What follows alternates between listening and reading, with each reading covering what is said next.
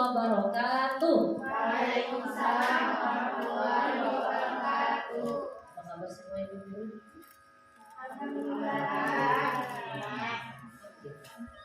Alhamdulillahirrahmanirrahim. Wassalatu wassalamu ala asrafil anbiya'i wal mursalin sayyidina maulana Muhammadin wa ala alihi wa sahbihi ajmain amma ba'd. Rabbi shrah li sadri wa yassir li amri wahlul 'uqdatam min lisani yafqahu qawli. Segala puji bagi Allah atas limpahan rahmatnya kepada kita semua. Alhamdulillah kita bisa berkumpul ya pada acara kami PDP Pendidikan Guru Penggerak Angkatan 10 hari ini. Alhamdulillah di hari ini saya mendapat giliran berbagi kepada ibu-ibu semua di PAUD Asalam. Serta salam tak lupa pula disampaikan kepada junjungan kita Nabi Muhammad SAW beserta keluarga, sahabat dan ibu harapan sampai yang akhir. Baik, untuk menambah keberkahan pada acara kita siang ini bersama-sama kita membaca Bismillahirrahmanirrahim. Insya Allah hari ini saya berbagi ya Bu Guru, ada tugas di CGP diseminasi modul 1.4 menyebarkan pemahaman dan penerapan budaya positif. Saya adalah di CGP angkatan 10 PK Asalam Kabupaten. Oke. Ini pemaparan tentang budaya positif dan sebuah nilai kebajikan yang menjadi keyakinan dan pada akhirnya menjadi karakter atau ciri khas dari sebuah komunitas atau lembaga. Untuk menciptakan budaya positif di sekolah, guru hendaklah mampu menjalankan perannya dalam menciptakan pembelajaran yang nyaman dan menyenangkan di sekolah. Karena budaya positif dapat mendorong murid untuk mampu berpikir dan bertindak serta mencipta sebagai proses memerdekakan dirinya sehingga murid lebih mandiri dan bertanggung jawab. Nah, baiklah, di sini dari diseminasi ini ada konsep inti budaya positif. Yang pertama itu ada perubahan paradigma belajar, ada kebutuhan dasar manusia, ada nilai-nilai kebajikan, disiplin positif, motivasi perubahan manusia, terus ada posisi kontrol guru, keyakinan kelas, dan juga segitiga distribusi. Oke, kita masuk kepada perubahan paradigma belajar. Di sini ada pembelajaran atau paradigma ya.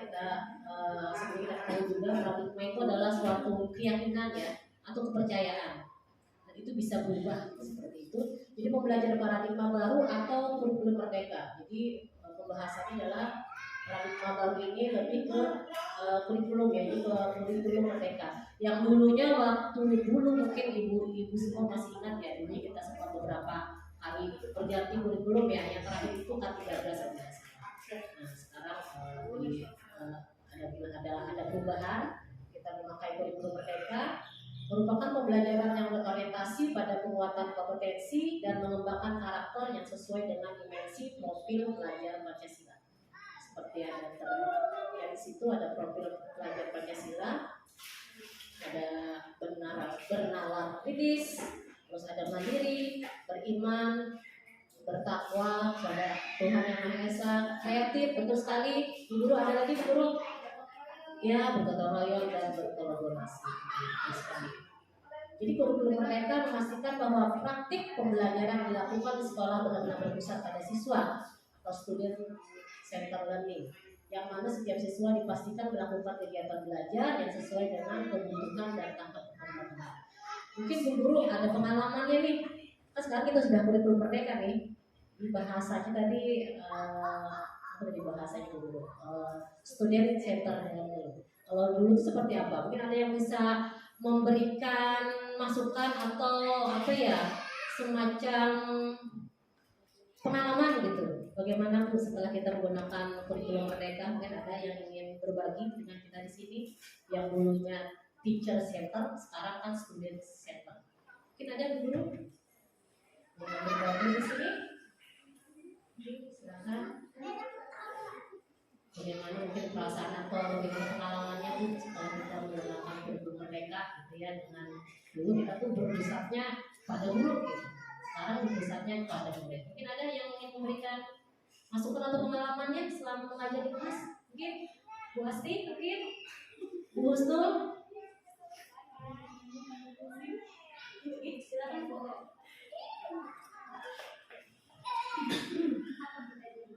Rasa hampir atau pengalaman kalian Bu, silakan gunakan buku merdeka.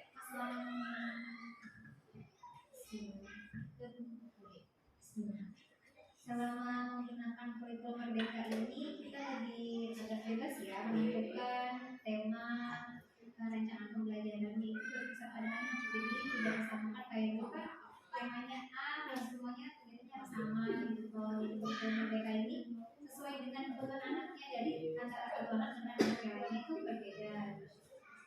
Terus juga kegiatan-kegiatannya itu lebih ke anak tadi, jadi intinya kita lebih ke dominan ke anaknya ya, dalam merencanakan pembelajarannya apa sih yang dibutuhkan anak gitu. Jadi sebelum melakukan pembuatan modul ajar, kita tuh sudah melakukan diagnosa awalnya dulu kebutuhan anaknya seperti apa, baru kita rancang pembelajarannya seperti apa gitu.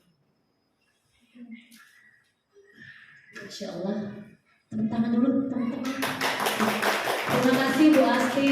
Itu masukan pengalaman beliau menceritakan perubahan kurikulum kita yang dari dulunya itu sistemnya teacher center, sekarang kan student center. Terima kasih Bu Asti. Oke, kita lanjut. Oke, kita masuk ke disiplin positif. Saya mengutip ya dari teori kontrol atau teori pilihan Dr. William Glasser. Anda tidak bisa mengontrol orang lain, hanya Anda yang bisa mengontrol diri Anda.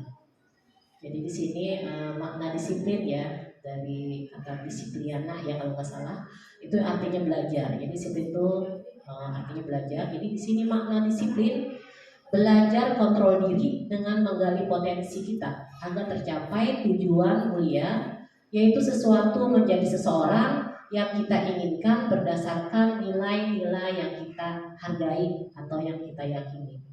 Terus juga dikatakan di sini disiplin positif merupakan salah satu cara disiplin yang bertujuan untuk menumbuhkan kesadaran serta memberdayakan peserta didik tanpa imbalan, penghargaan atau reward ya, ancaman atau hukuman. Nah, saya mau berbagi lagi nih, Bu Guru mungkin ada yang ingin menyampaikan atau apalah bahasanya ini tentang disiplin positif. Menurut pian-pian bagaimana kalau di TK kita sendiri, di TK Asalam, apakah sudah kita terapkan nih disiplin positif ini? Mungkin bisa berbagi. Silakan Bu Guru, Bu Leni mungkin, Bu Diana, apakah kita sudah menerapkan disiplin positif itu?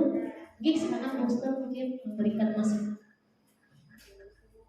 Jadi kalau di TK kita alhamdulillah sudah menerapkan disiplin positif. Contohnya seperti untuk guru datang tepat waktu. Alhamdulillah selama ini guru teman-teman itu sudah, insya Allah semuanya sudah datang tepat waktu, sudah berusaha lah minimal. Lalu untuk anak-anak sudah ada pembiasaan positif seperti bertanggung jawab, mengembalikan barang pada tempatnya, lalu berdoa sebelum makan atau berdoa sebelum belajar gitu. Lalu mencuci tangan sebelum makan, ya buang sampah pada tempatnya, merapikan sisa-sisa makanannya sendiri, seperti itu. Tangan dulu buat kita semua. Masya Allah. Terima kasih Bu Guru, benar sekali. Jadi alhamdulillah ya untuk kita sendiri di PAUD TK Asalam kita sudah menerapkan yang disebut dengan disiplin positif. Jadi sebagai pendidik tujuan kita adalah menciptakan murid yang memiliki disiplin diri sehingga mereka berperilaku mengacu kepada nilai-nilai kebajikan universal dan memiliki motivasi intrinsik dalam perubahan perilaku ke arah yang lebih baik lagi. Ya, seperti disebutkan Bu Husnul tadi ya. Jadi kita sudah menerapkan disiplin positif. Nah, dengan nilai-nilai kebajikan seperti tadi, berdoa sebelum dan sesudah kegiatan seperti itu. Terus juga kita menanamkan kemandirian, kejujuran juga kepada anak-anak. Itu adalah salah satu rujukan dari nilai-nilai kebajikan universal. Oke, kita lanjut nilai-nilai kebajikan ya, seperti tadi sudah kita sampaikan. Nilai-nilai kebajikan yang universal adalah nilai-nilai yang disepakati bersama, lepas dari suku bangsa, agama, bahasa, maupun latar belakang. Nilai-nilai kebajikan pada institusi atau organisasi dapat berbeda-beda, tapi semua memiliki tujuan mulia. Itu nilai-nilai kebajikan harus menjadi landasan perilaku. Oke, motivasi perilaku manusia. Nah, kita sekarang memasuki motivasi perilaku manusia. Untuk menghindari, jadi asalnya ya memang jadi manusia itu punya apa ya, tabiat atau punya karakter ya, untuk menghindari ketidaknyamanan hukuman perilaku ya. Oke, terus juga untuk selain untuk menghindari ketidaknyamanan hukuman, juga untuk mendapatkan imbalan atau penghargaan dari orang lain. Terus juga untuk menjadi orang yang mereka inginkan, dari menghargai diri sendiri dengan nilai-nilai yang mereka percaya. Oke, kita lanjut. Nah, di sini kita memasuki posisi kontrol seorang guru. Jadi di sini ada posisi kontrol penghukum, membuat merasa bersalah, terus ada posisi kontrol sebagai teman dan sebagai pemantau. Penghukum, mungkin ada yang bisa memberikan contoh? Kalau kita di sekolah seperti apa Bu Guru? Kalau posisi guru itu sebagai penghukum, mungkin ada yang bisa? Oh iya, benar sekali. Ya, jadi tidak hanya fisik, verbal juga Bu Guru ya.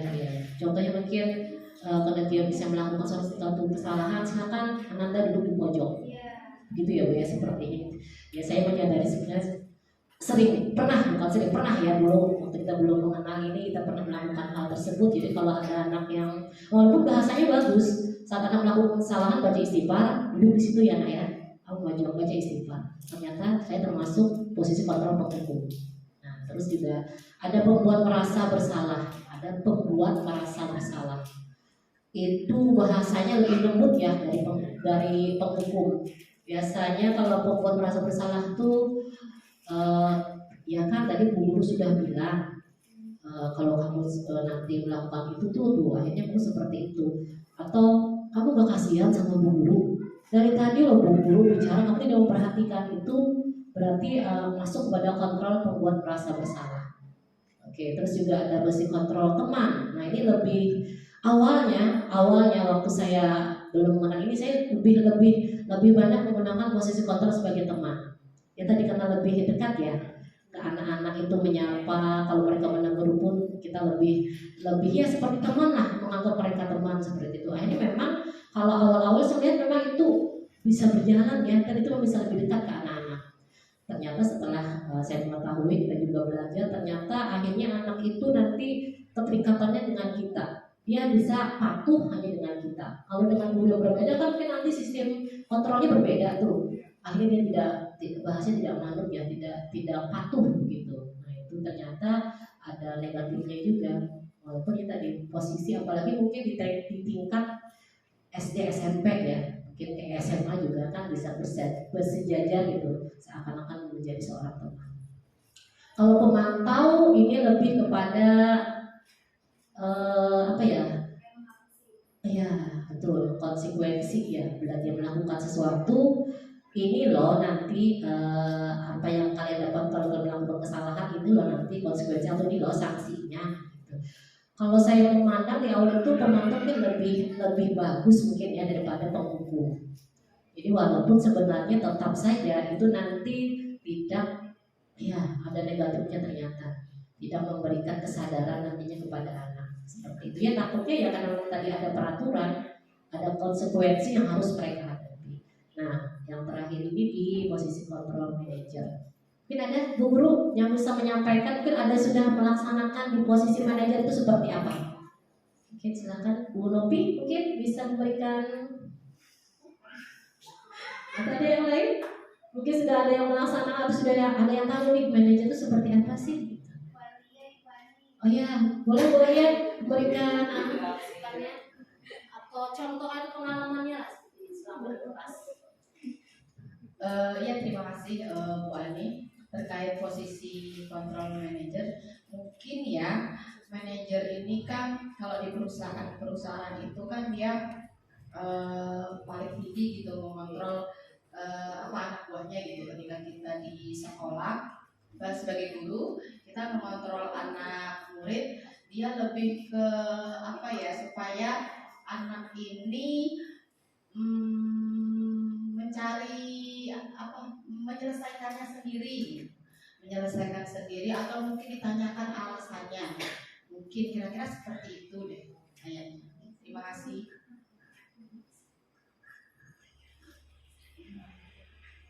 Terima kasih Bu Arya untuk ya tambahannya atau masukannya ya, pengalamannya. Ya benar sekali. Manajer ini ya tadi dari awal Bu Arya menyampaikan kalau manajer itu dalam perusahaan itu mengatur ya, dia mengkondisikan, mengatur gitu. Jadi kalau dalam sekolah itu sendiri yang saya pahami memang kita lebih apa ya, kalau misalnya anak melakukan kesalahan kita akan lebih berdiskusi dengan mereka. Contoh kemarin saya kan ada kasus juga di kelas, dia sering datang terlambat, akhirnya memang saya tanya kenapa kok akhir-akhir ini sering terlambat ya ke sekolah. Ternyata dia punya alasan, saya makannya lama Bu Guru gitu. Oh ya, terus saya jawab aja ya, memang tidak semua orang tuh bisa terlambat. Bu Guru juga dulu tuh pernah terlambat, cuma Bu Guru menyadari kalau terlambat itu juga tidak bagus. Misalnya kita bisa ketinggalan, kalau kita di TK kan bisa ketinggalan hafalan atau ketinggalan kegiatan-kegiatan yang lain gitu. Jadi kita tanya juga nih kepada si anak, kalau seperti itu bagusnya seperti apa? Nah, kan kamu tahu dia terlambat, seharusnya kamu seperti apa? Oh, saya harus datang tepat waktu Bu Guru. Seperti itu. Jadi lebih memberikan solusi ya. Jadi kita diskusi gitu. Jadi tidak berposisi di penghukum maupun jadi pembuat merasa bersalah. Jadi lebih banyak diskusi dan mencari solusi di situ. Oke.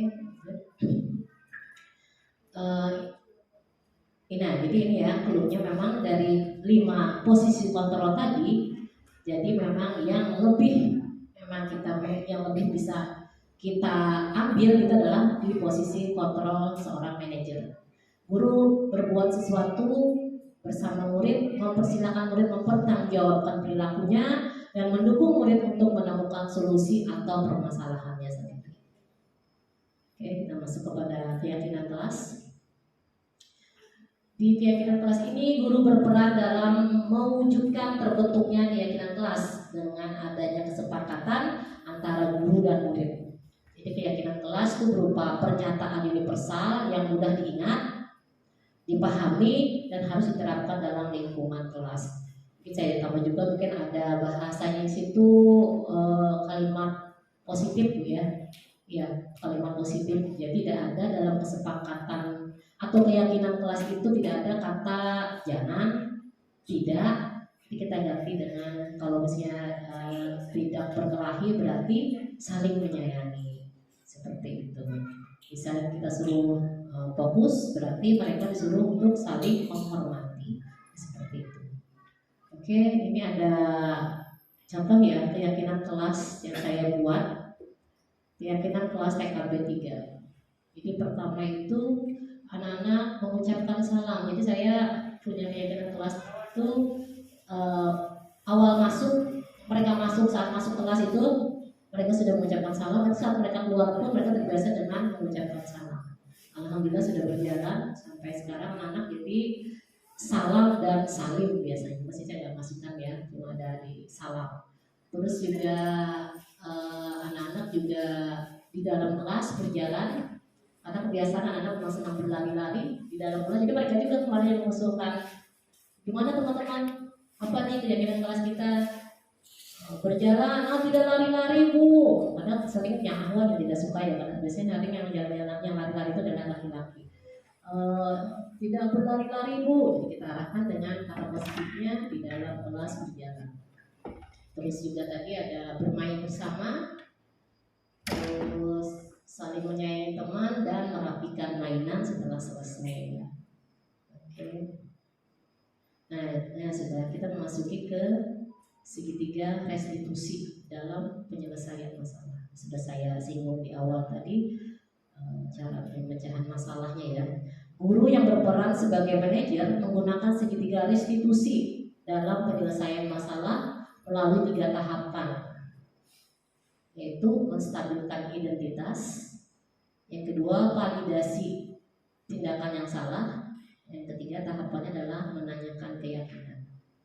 Jadi segitiga restitusi ini bisa kita terapkan ya. Oh ya, sebelum kita lanjut, mungkin dari teman-teman guru semua mungkin ada yang sudah pernah melaksanakan segitiga restitusi di kelas. Mungkin bisa berbagi kepada kita di sini. Ibu Novi, Bu. Nah iya, silakan Ibu Novi. Pengalamannya.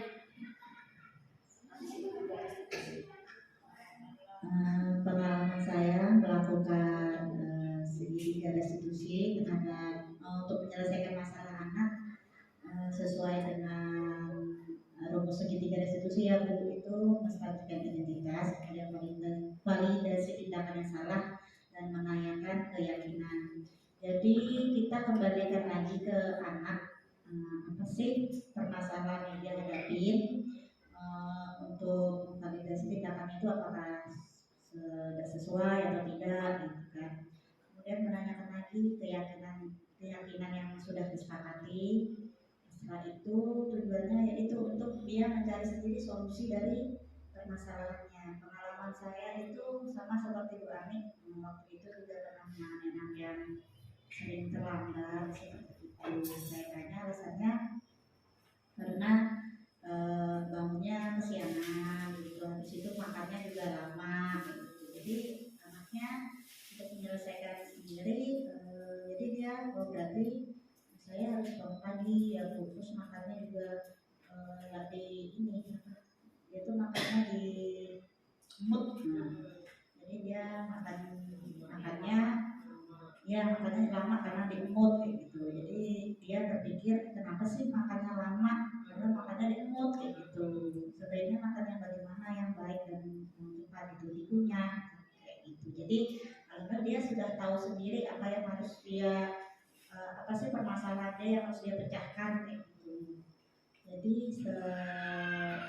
dengan seperti itu anak tuh jadi sadar gitu, jadi kesadaran diri sendiri muncul dari dalam dirinya.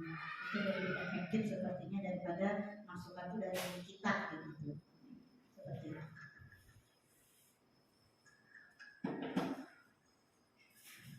Terima kasih Bu Novi atas ini ya, berbaginya ya. Karena beliau sudah pernah restitusi anak-anak ya di dalam kelas. Benar sekali, saya juga akhirnya merasakan memang ada. Oh ya, sebelum saya berbagi tentang saya, mungkin adakah di sini Bu guru yang pernah menjalankan ini dan merasakan kendala-kendalanya mungkin Bu apa ya selama kita merestitusi? Oke, silakan Ibu Arya. Terima kasih Bu Ani. Jadi kemarin saya punya pengalaman terkait merestitusi anak usia 4 tahun. Apa ya, karena anak yang umur 4 tahun saya terkendala itu ketika saya sudah melakukan beberapa tahapan, mungkin di kendalanya itu apa tadi, yang kedua itu memvalidasi tindakan yang salah, kayaknya di situ kemarin. Karena kan beberapa anak ini usia 4 tahun tidak lancar mengungkapkan apa yang dia rasakan. Kita coba pancing apa dia diam gitu. Akhirnya kita harus punya cara atau trik-trik khusus gitu, dan kadang sayanya pun kesusahan gitu. Nah, mungkin kendalanya di diskusi sih, tidak semua anak mau menyampaikan gitu. Akhirnya kadang terlewati tahapannya, jadi cuma 2 tahapan, stabilkan identitas sama langsung menanyakan keyakinan. Itu sih ada kendalanya untuk apa yang pernah saya alami. Terima kasih. Nah, sama Bu Arya, saya juga punya kendala itu. Ada Bu guru bisa berbagi di sini bagaimana pas saat Ibu guru tuh menghadapi hal seperti itu? Mungkin ada tips-tips dari Bu guru yang lain mungkin yang bisa give. Boleh kami tanya dulu. Oke. Sebagian kami boleh paham apa itu stabilan identitas. Oh iya, Kalau dari itu. pengembangan yang salah itu atasnya bagaimana sih? Kita sebagai kami lupa. Oke, ada bisa berbagi Bu Guru? Menstabilkan identitas. Husna mungkin?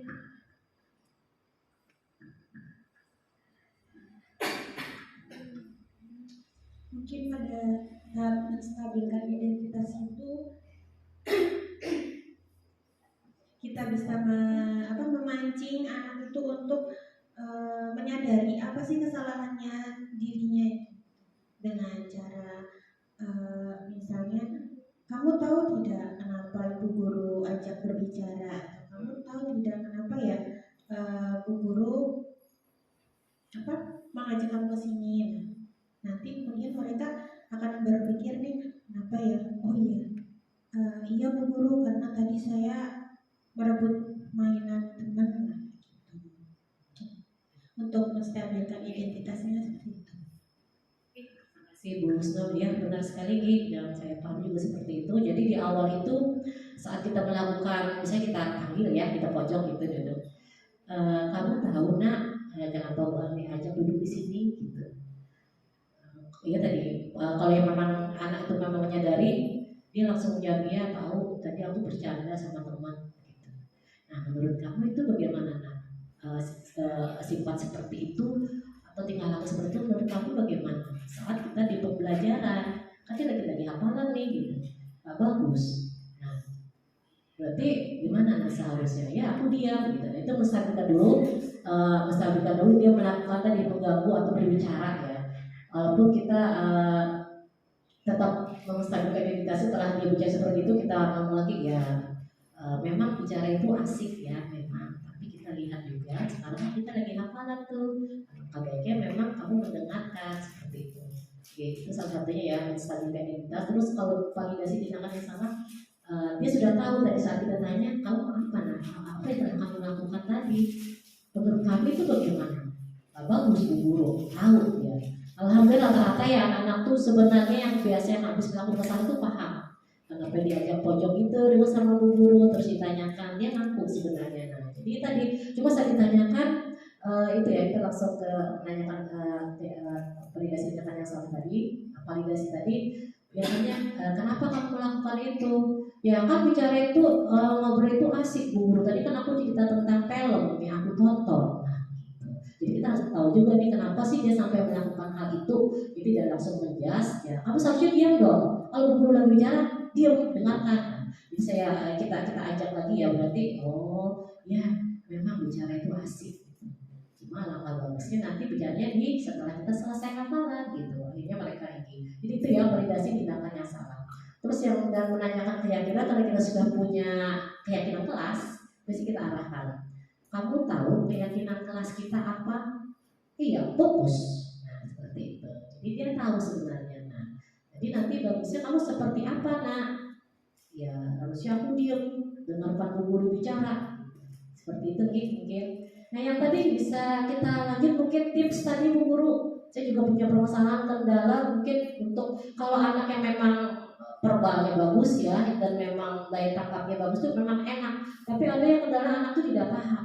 Mungkin ada Bu Guru yang punya pengalaman mengatasi anak-anak seperti bagaimana cara kita mengarahkan. Ada mungkin Bu Guru? Bu Asti mungkin tipsnya kalau bisa menghadapi anak yang lihat akhirnya kita memang dia lebih banyak diam ya. Mungkin ada Bu Guru, Bu Husna mungkin ada kendala seperti itu tuh juga saya merasakan ada kendala itu. Cuma ya kalau memang saya kan di TKB ya, memang alhamdulillah cepat aja. Mungkin yang di usia 3 tahun ya mungkin yang Bu Ali ya 3 tahun, 4 tahun gitu. Mungkin ada game. Mungkin kalau dia disembunyiin kan dia bisa dia nggak tahu apa yang dia lakukan gitu. Jadi bisa dipancing atau diberi pilihan gitu. Jadi nanti dia akan memilih. Walaupun memang kita nggak dianjurkan yang memberikan pertanyaan kali tertutup ya, tapi nah kesalahan seperti itu bisa jadi dia yang menjawab, cuma dia nggak tahu gitu harus memberikan apa.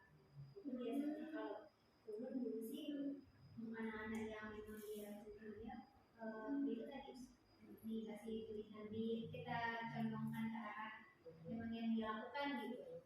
Misalnya tadi kita memberikan dua pilihan Bu ya untuk kasus anak-anak yang memang susah mengungkapkan ya. Ya, terima kasih Bu Asti tipsnya. Ya, nanti bisa ya kita terapkan ya, karena kita beri momen juga. Kita tanya ini, kamu tahu nggak kenapa dipanggil atau duduk di sini? Nggak tahu. Iya, nggak tahu.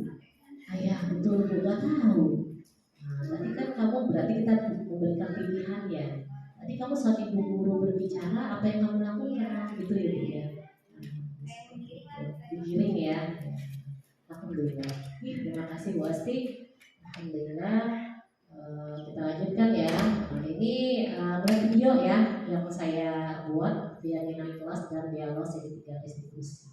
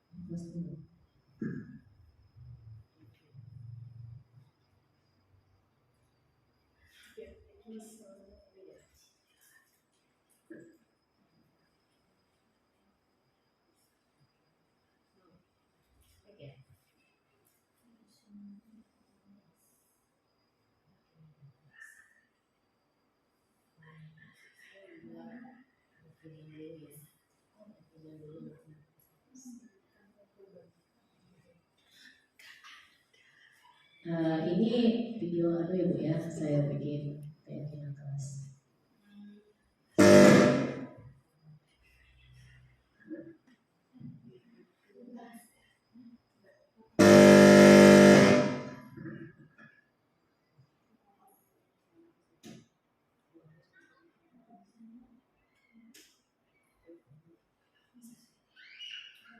Oh, itu baru.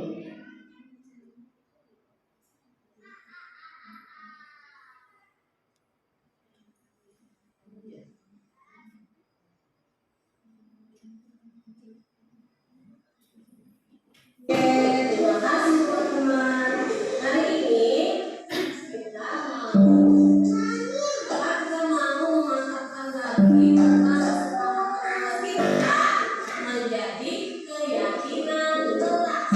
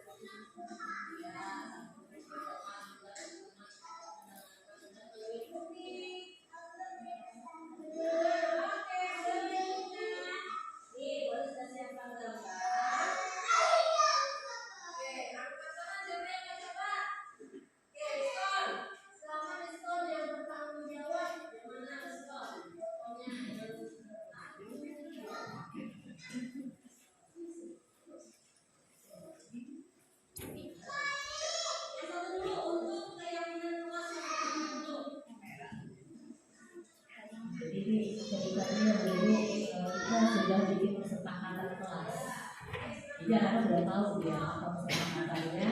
Jadi kita lebih mantapkan lagi dengan keyakinan kelas.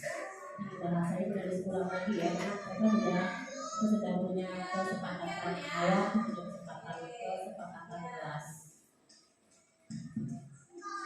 Ini juga saya gandeng dengan foto, gambar. Jadi menghormati, nanti ada mengucapkan salam, ada orang mereka memilih gambar yang sesuai yang sudah kita sediakan kelas kita. Seperti ada keyakinannya, saling menghormati, saling menyayangi, saling berbagi.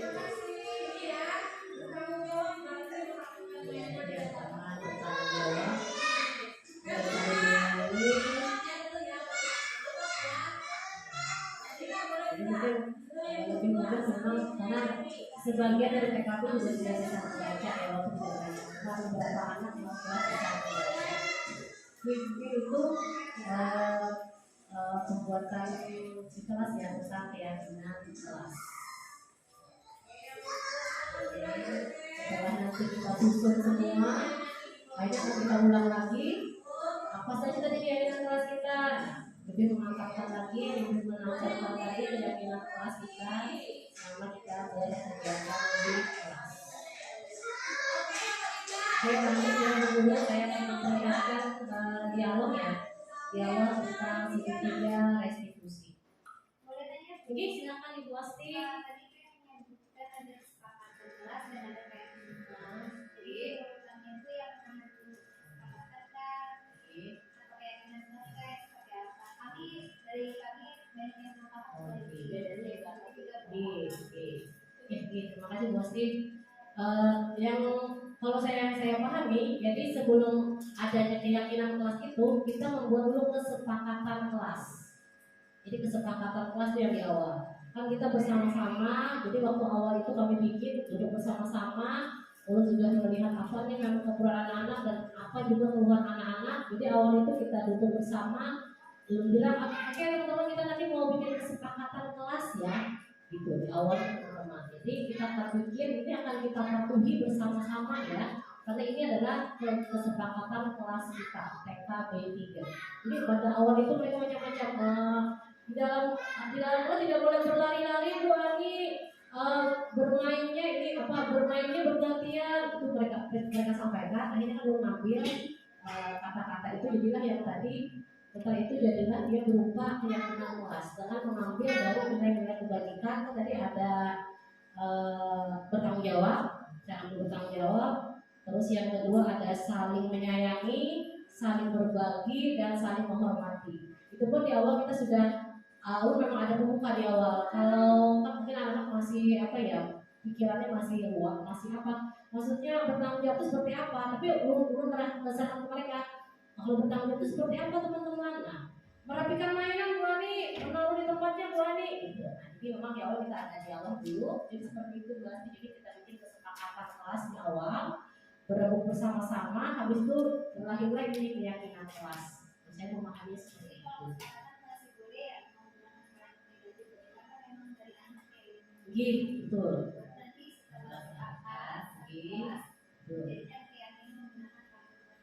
Betul. Seperti itu nih. Ini sama-sama nih seperti itu kalau pengalaman saya di kelas nih. Seperti itu. Ada yang ingin coba bikin. Ini dialog kita tentang menggunakan segitiga restitusi.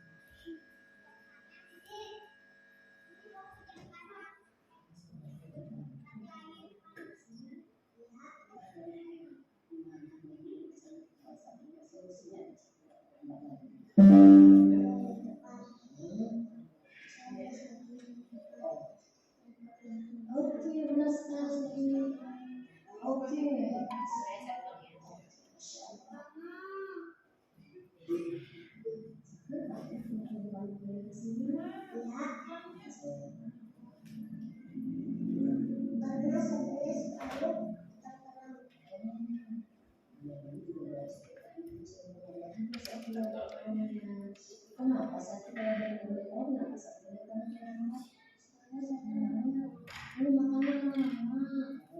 Untuk Satria nih, gimana nih? Oh iya, kita punya keyakinan keras. Satria ingat nggak keyakinan keras apa? Keyakinan keras. Oh tidak datanya apa? Waktu benar sekali. Oke, saya mau tanya gimana nih menurut saya Satria solusinya Satria.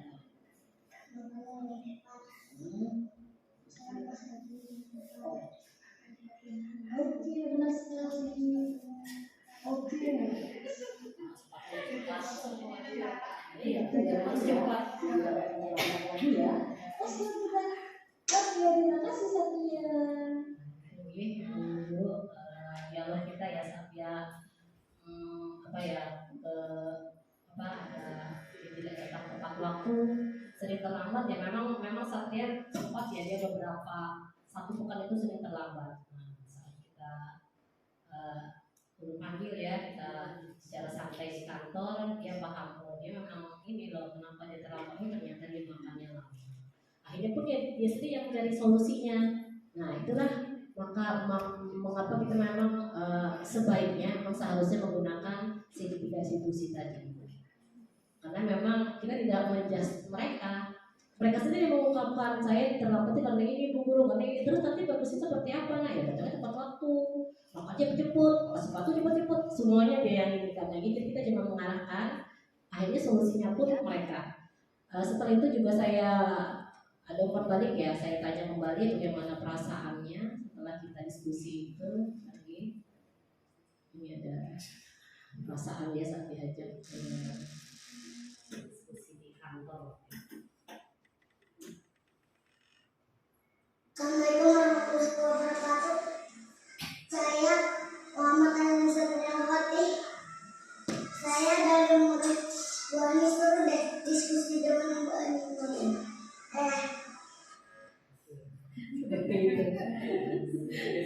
Cepat sekali. Ya, katanya makanya waktu iya, makanya ngomong cepet Bu ya. Jadi seperti itu Bu. Makanya kemarin Bu mau senang, agak takut nggak diajak panggil Bu Ani ke kantor enggak?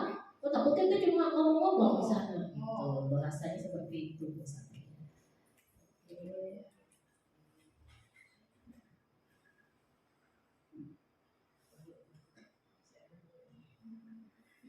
Oke sudah selesai Bu Guru. Mungkin ada yang ditanyakan atau ada yang berbagi lagi sebelum kita akhiri ini. Ada yang kelana Bu. Ya, Bu Valen mungkin ada. Oke. Ada Bu Guru? Ya Bu lihat, Bu lihat. Terima kasih Bu Ani. Bagaimana misalnya menerapkan untuk yang usia 2 tahun ke bawah, 3 tahun ke bawah Bu Ani misalnya? Menerapkan yang mana Bu? Menerapkan iya, misalnya gimana ya? Ada gambaran ngomong atau Bisa ngomong lagi. Ya kan bisa ya, ya mungkin bisa. Kalau ada cara-cara yang Bu Ani mungkin ada gambaran. Usia 2 tahun ya Bu ya. Bisa ngomong. Dia bisa ngomong ya. Kalau usia 2 tahun yang penting dia bisa bicara. Tapi rata-rata usia 2 tahun itu memang sudah bisa dan paham Bu ya. Mungkin saya akan menggunakan cara yang disampaikan Bu Asti tadi dengan pilihan. Oh ya. Dengan pilihan. Misal apa Bu? Misalnya ada kasus apa Bu? Misalnya Bu kasus biar di rumah dengan anak yang usia 2 tahun. Menggigit. Menggigit teman, menggigit saudaranya atau teman. Oh berarti kasusnya menggigit teman. Berarti kita ajak ngomong. Oh iya.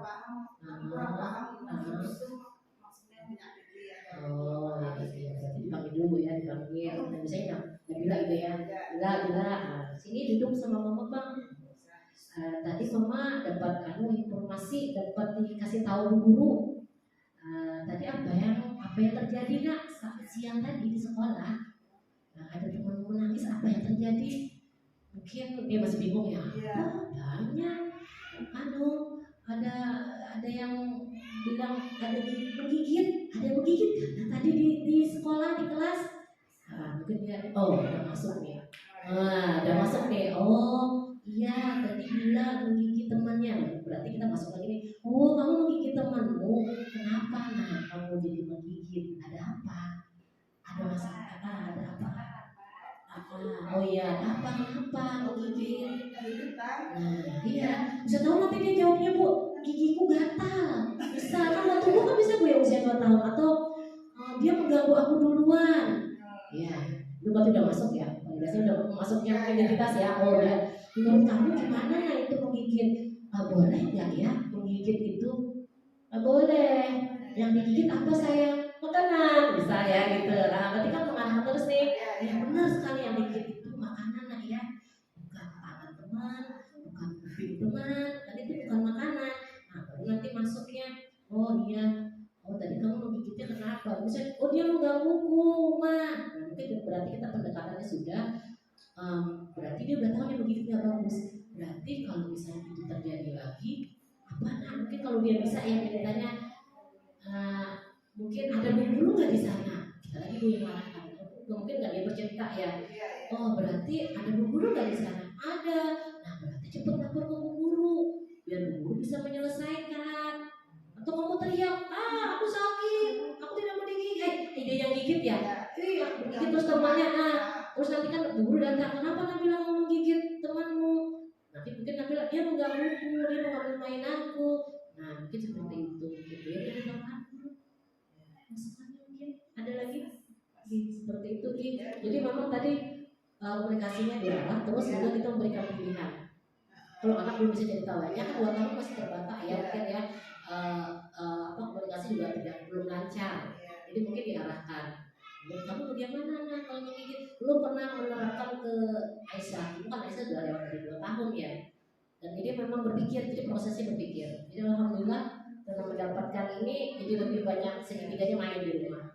Ke Umar juga saya kenal, Umar biasa juga ya, anak saya yang satu itu yang laki-laki itu, jadi lebih banyak tadi menanyakan, menurut kamu benar nggak Umar seperti itu? Aku sebaiknya bagaimana Umar? Ya jawabnya saja, walaupun kadang jawabannya ya ada yang mempertahankan diri ya seperti itu. Jadi mungkin seperti itu Bu ya. Terima kasih ini sama-sama. Ada lagi guru mungkin? Ada yang lain? Ini boleh silakan. Boleh. Dulu mau balik lagi ke kesepakatan dan keyakinan Mas. Jadi kan kalau yang dibahas tentang anaknya kami yang nalarnya sudah jalan, kelihatannya kayak mudah gitu ya. Terus jawaban mereka tuh kayak searah dengan apa yang kita pikirkan, apa yang kita duga mungkin. Gimana kalau seandainya kondisinya itu kita tawarkan kesepakatan kelas itu kita tawarkan sama anak yang usia 2 sampai 3 tahun atau usia KB lah. Sementara mereka banyak yang belum ngerti kalau ini boleh dan tidak boleh, baik dan tidak baik gitu. Gimana tuh untuk membentuk kesepakatan kelas tadi itu yang dasarnya dari mereka loh, yang kesepakatan tadi loh, ya gimana tuh?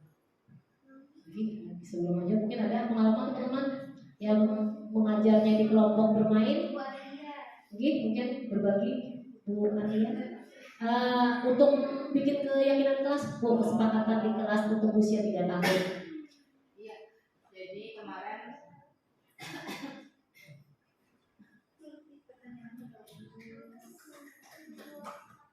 apa tadi? Kesepakatan ya ketika usianya 3 tahunan ya, sampai 3 tahunan. Jadi kemarin kalau 3 tahun dia lebih gini, ketika kita selesaikan teman-teman kita hari ini buat keyakinan kalau saya langsung keyakinan ya, tapi bagus juga tadi kesepakatan dulu baru keyakinan. Kita berkeyakinan kelas gitu, tapi kadang juga berkotak sih kesepakatan juga. Oke, hari ini jadi apa yang kita sepakati, kita yakini hari ini dari teman-teman akan kita jalankan ya, kita saling mengingatkan ya. Jadi ketika tanya apa teman-teman keyakinan kelas kita, tak boleh lari-lari, jawabnya gitu Sobat. Gak boleh pukul-pukul, gak boleh dorong-dorong, iya oke. Karena anak usia kebetulan waktu itu 3 tahun itu dia belum ini ya, belum bisa meskipun kita sampaikan ya, ada kalimat baik positif gitu dia belum ngerti, tapi pada saat itu coba tetap menjelaskan oke, kata-katanya kita bikin lebih ini ya, lebih diingat lagi ya, lebih mudah mudah buat dipahami teman-teman, ya berarti ketika dia mengungkapkan tidak lari-lari, sebaiknya bagaimana berjalannya pelan. Oke, kita berarti dalam kelas berjalannya, di dalam kelas berarti berjalan. Ketika dia waktu itu ditanya lagi, ini nggak boleh cubit-cubit, nggak boleh dorong-dorong. Oke, kita berarti supaya mudah diingat berarti harus bagaimana teman-teman sama temannya menyayangi. Kebetulan usia 3 tahun waktu di kelas itu memang ada yang ngomong langsung gitu. Dia ngomong menyayangi, ya siapa yang sayangi, menyayangi teman. Nah, kita langsung bikin kayak menyayangi teman. Itu menyayangi teman apa aja teman-teman? Itu nih nggak boleh dorong, nggak boleh cubit, nggak boleh pukul-pukul. Ketika ya itu juga ya, terus itu ada apa lagi ya waktu itu keyakinannya? Bertanggung jawab. Oh bukan, datang sekolah. Ya, datang sekolah. Teman-teman kalau bersekolah gimana gitu kan? Dia langsung nggak boleh telat bu, gitu. Dia ada yang tertulis nggak boleh telat. Oh iya, berarti kalau ke sekolah bagaimana waktunya? Apakah lama? Apakah siang atau gimana? Tepat waktu gitu. Ayahnya kita sepakati tepat waktu gitu. Memang kebetulan ini sih kalau usia 3 tahun waktu itu dia lebih ada kata-kata tapi dia belum bisa mengungkapkan yang baik gitu aja waktu itu kasusnya gitu. Itu tetap ya. Kan awalnya dia di sekolah gimana? Iya tetap, karena memang kita apa ya tidak itu dia maksudnya tidak semua. Jadi tetap kita tuntun gitu kan dengan beberapa pancingan-pancingan atau kalimat-kalimat yang mudah dia pahami. Itu sih pengalaman belum makan. Kita memberikan pertanyaan tematik ke anak-anak ya. Saya jawab sendiri. Mungkin itu untuk KB yang semester kedua ya. Yang awal kita bisa dulu sebelum kita menyampaikan membuat gaya ekstrakan kelas atau gaya kelas, kita bisa menampilkan dulu video. Nanti dari situ video misalnya yang kayak mendorong menurut kalian itu baik tidak? Kita bisa coba dulu ya.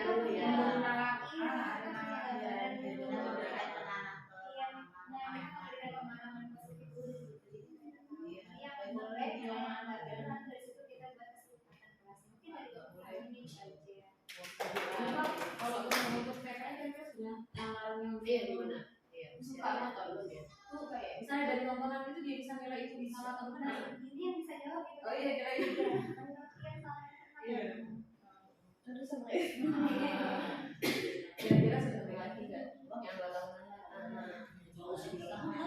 Dari tahun itu sangat berarti. Iya, tapi harus lebih dijelaskan sih ya. Kayak digiring tadi. Kan kodratnya itu anak itu kan baik ya. Jadi ada sisi baiknya, ada sisi negatifnya. Jadi tugas guru itu mengembangkan sisi baiknya tadi gitu. Jadi sedikit-sedikit sisi negatifnya itu akan terminimalisir dengan yang baiknya tadi. Gambaran dulu lah kalau usia dulu lah. Terima kasih banyak Bu Guru untuk hari ini, hari berbaginya Masya Allah luar biasa. Tepuk tangan buat kita semua. Jadi alhamdulillah sudah selesai ya untuk sesi kita hari ini untuk berbagi, Masya Allah luar biasa. Saya begitu banyak dapat masukan, bukan balik ya bahasanya, masukan dari pihak-pihak semua, Masya Allah. Terima kasih banyak nih guru-guru hebat semuanya. Mungkin penutup ya dari saya. Insya Allah kalau dari saya sendiri jadilah kita tuh sebagai guru pembelajar. Jadi jangan pernah selalu merasa cukup dengan ilmu kita. Jadi selalu merasa haus kalau orang haus gimana ya, pasti pengen minum ya. Jadi pengen mencari terus. Jadi setiap apapun yang kita dapat itu langsung kita amalkan atau langsung kita praktekkan. Karena itulah yang jadi nilai-nilai kebaikan buat kita seperti itu. Ini akhir kalam, terima kasih. Assalamualaikum warahmatullahi wabarakatuh.